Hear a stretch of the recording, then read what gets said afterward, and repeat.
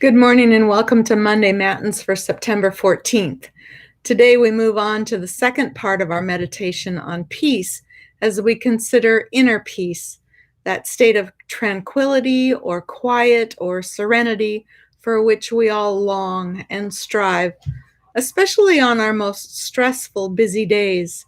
Inner peace, which transcends those feelings of disquiet or tumult that turns our insides out and leaves us feeling as if our worlds are upside down. This kind of peacefulness has been described as having that sense of inner calm, no matter what is happening around us. It's also about finding contentment and being satisfied wherever we are or whatever's happening around us, and being in harmony with where we are in our lives, maybe even with our goals and desires. The virtue of inner peace allows us to be calm and poised in the midst of our crazy, busy lives and the stress that comes with it, and sometimes with us. And when we can teach our children to create this state of being for themselves, to embrace their own inner peace, they're more able to learn, grow, and develop into more confident, emotionally healthy adults.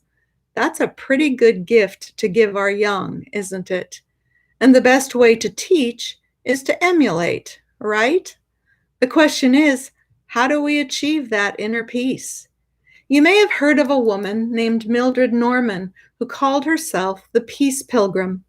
Ms. Norman started walking on a peace pilgrimage in 1953 and stopped counting after 25,000 miles.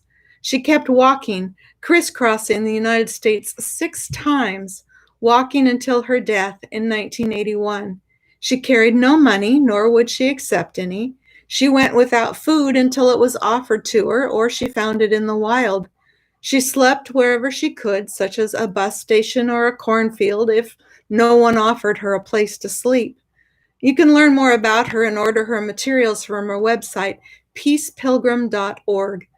But for now, I'd like to share with you some of her words. In my midlife, I began to realize that it's as though we have two selves or two natures or two wills with two different viewpoints. Because the viewpoints were so different, I felt a struggle in my life at this period between the two selves with the two viewpoints. So there were hills and valleys, lots of hills and valleys. Then, in the midst of the struggle, there came a wonderful mountaintop experience. And for the first time, I knew what inner peace was like. I felt a oneness with all my fellow human beings, oneness with all of creation. I have never really felt separate since. I could return again and again to this wonderful mountaintop, and then I could stay there for longer and longer periods of time and just slip out occasionally. Then came a wonderful morning when I woke up and knew that I would never have to descend again into the valley. I knew that for me the struggle was over, that finally I had succeeded in giving my life or finding inner peace. Again, this is a point of no return. You can never go back into the struggle. The struggle is over now because you will do the right thing and you don't need to be pushed into it. However, progress is not over. Great progress has taken place in this third phase of my life, but it's as though the central figure of the jigsaw puzzle of your life is complete and clear and unchanging, and around the edges, other pieces keep fitting in. There's always a growing edge, but the progress is harmonious. There's a feeling of always being surrounded by all of the good things, like love and peace and joy. It seems like a protective surrounding, and there is an unshakableness within which takes you through any situation you may need to face. The world may look at you and believe that you are facing great problems, but always there are the inner resources to easily overcome these problems. Nothing seems difficult. There is a calmness and a serenity and unhurriedness. No more striving or straining about anything. Life is full, and life is good. but life is never more overcrowded.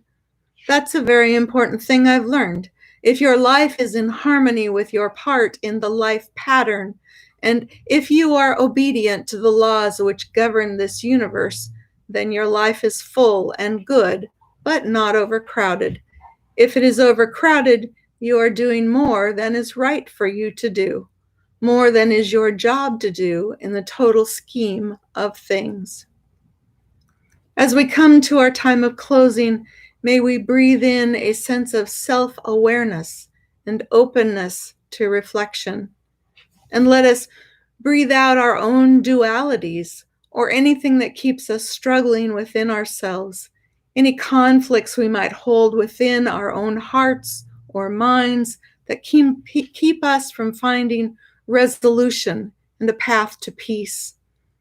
Let's breathe in the spirit of peace, whose wisdom can and will guide us through our daily activities and will remind us that our well-being is at stake, and we are so much better off when we maintain a state of calmness and serenity and unhurriedness. Let's exhale the unnecessary strain we place on ourselves when our ambitions or our expectations exceed all reality, and we lose sight of the fact that our lives can and should be in harmony with God's creation, and that is what is good and brings peace. May you keep breathing in God's peace. May you keep living it, and may you have a peaceful week in your brain, in your soul, and throughout your week. Bye.